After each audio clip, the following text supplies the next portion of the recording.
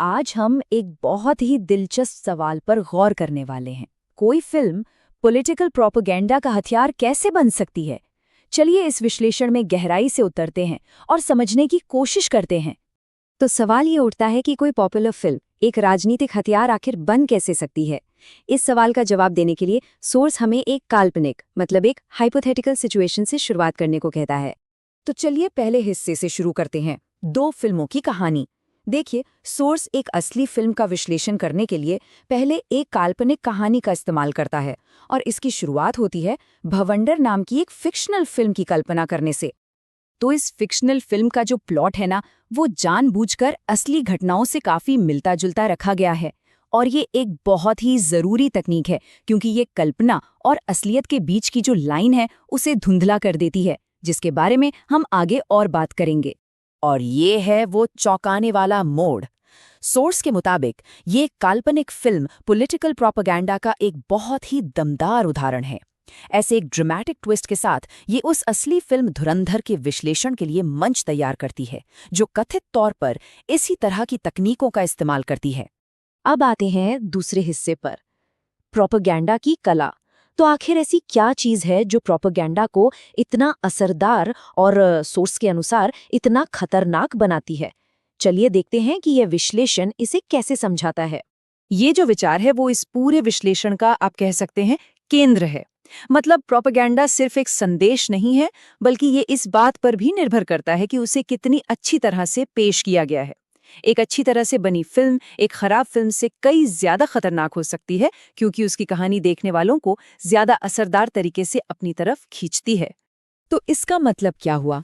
इसका मतलब ये है कि जब कोई कहानी मनोरंजक हो और उसे अच्छे से सुनाया जाए, तो उसका जो छिपा हुआ संदेश है वो और भी ज्यादा असरदार हो जाता है। इस विश्लेषण के अनुसार यही वो चीज़ है जो इसे और खतरनाक बना देती है, क्योंकि लोग इसे देखते हुए शायद उतने चौकन्ने न रहें। अब बात करते हैं तीसरे हिस्से की, फैक्ट और फिक्शन को धुंधला करना। तो धुरंधर असल में इस मिक्सिंग को करती कैसे है? सोर्स इस तकनीक के कुछ बहुत ही खास उदाहरणों पर रोशनी डालता है। ये तकनीक देखने वालों के लिए एक भरोसेमंद लेकिन बदली हुई सच्चाई बनाने का सबसे पहला जरिया है। इसे इस तरह से डिज़ाइन किया गया है कि लोगों को ये यकीन हो जाए कि वो जो देख रहे हैं वो ज़्यादातर सच है, भले ही उसमें कुछ ज़रूरी डिटेल्स बदल दी गई हों। यहाँ पर सोर्स कुछ ठोस उदाहरण भी देता है, जैसे कि ये बताता है कि कैसे एक असली गैंगस्टर की मौत की कहानी में एक काल्पनिक भारतीय एजेंट को शामिल कर दिया गया। इस विश्लेषण का तर्क ये है कि ऐसे बदलाव असली घटनाओं को एक खास कहानी में फिट करने के लिए किए जाते हैं। और ये तकनीक सिर्फ कुछ छोटी-मोटी घटनाओं तक ही सीमित नहीं है। सोर्स ये भी तर्क देता है कि कैसे बड़ी खुफिया नाकामियों को लेकर एक काल्पनिक देशद्रोही कहानी को सपोर्ट करने के लिए असली ऐतिहासिक घटनाओं का इस्तेमाल किया जाता है। ये विश्लेषण एक खास नंबर पर ध्यान खींचता है, 11। ये 2019 के पुलवामा हमले से पहले कथित तौर पर दिए गए इंटेलिजेंस इनपुट्स की संख्या है। सोर्स का तर्क है कि इस असली रिपोर्ट किए गए डिटेल का इस्तेमाल करके फिल्म अपने फिक्शनल प्लॉट को और भरोसेमंद बनाती है।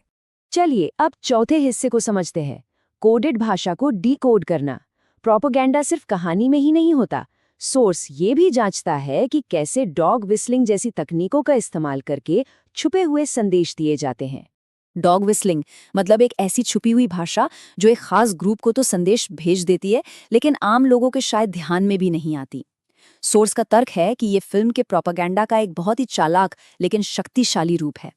सोर्स इसके कुछ खास उदाहरणों की तरफ इशारा करता है, जैसे कि कुछ किरदारों का सिर्फ धार्मिक नारे लगाना या फिर एक विलन की मौत के सीन में एक हिंदू मंत्र का बजना। इस विश्लेषण का तर्क ये है कि ये सारी चीजें एक बांटने वाले हम बनाम वो के संदेश को और पक्का करती हैं। अब आते हैं पांचवें और आखिरी हिस्से पर, जिम्मेदारी का सवाल। तो आखिर में सवाल ये उठता है कि इतने पावरफुल मीडिया की जिम्मेदारी आखिर है किसकी?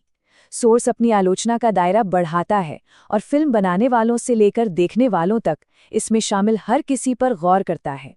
सोर्स एक तरह की जिम्मेदारी की चेन सामने रखता है।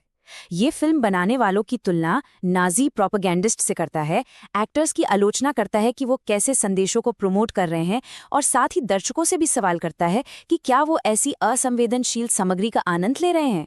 सोस एक बहुत ही बुनियादी सिद्धांत की बात करता है कि कला का काम समाज को संवेदनशील बनाना है, उसे शून्य करना नहीं।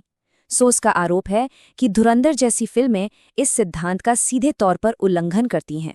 और आखिर में ये विश्लेषण हमें एक बहुत ही जरूरी और मुश्किल सवाल के साथ छोड़ देता है, कलात्मक आज़ादी और प्रोपेगेंडा के बीच की वो बारीक रेखा आखिर कहाँ है। ये एक ऐसा सवाल है जो हम सभी के लिए बहुत अहम है, क्योंकि हम हर रोज ऐसे मीडिया से घिरे रहते हैं जो हमारी सोच को आकार देता है।